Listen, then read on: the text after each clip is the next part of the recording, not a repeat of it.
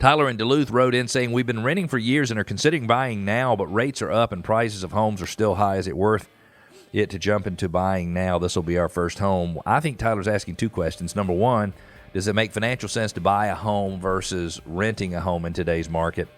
And then number two, do I think that the price or the value of a home that he purchases will be stable? Or is there a chance prices might come down? So let's start with is it cheaper to own a home than it is to rent a home? The answer is on almost all properties in Metro Atlanta, the answer is yes. Certainly there are some exceptions to that.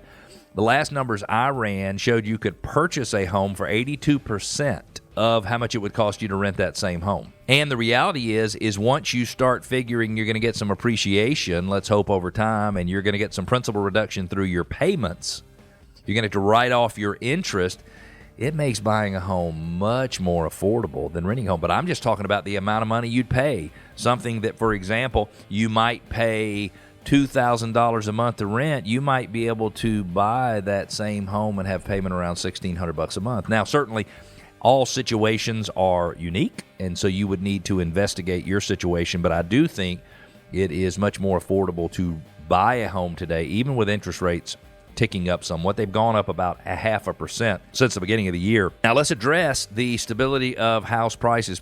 I hear people saying all the time, hey, the market's going to drop. We're going to have a collapse. It's going to be a year, 6 months, 2 years, whatever. And let me just tell you this. I'm not an economist. I don't have a PhD in economics. But I'm going to tell you this. When you don't have as much supply as you have demand, it's just about impossible for prices to go down. So let me give you an example. Let's just say there are 10 homes for sale in Metro Atlanta. Now, the truth is there's thousands and thousands of homes. Let's just say there's 10, and there's a total of 12 buyers that want to buy those 10 homes. Do you see how because you have more buyers than you have sellers, the odds are that the prices will continue to increase?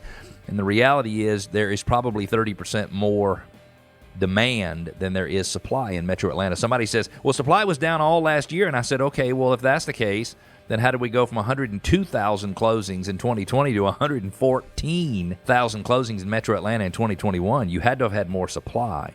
So you're having more inventory coming on the market. You're having more listings come on the market, but you have many, many, many more buyers. So as long as inventory is low, then I don't think there will be any way that house prices could decrease.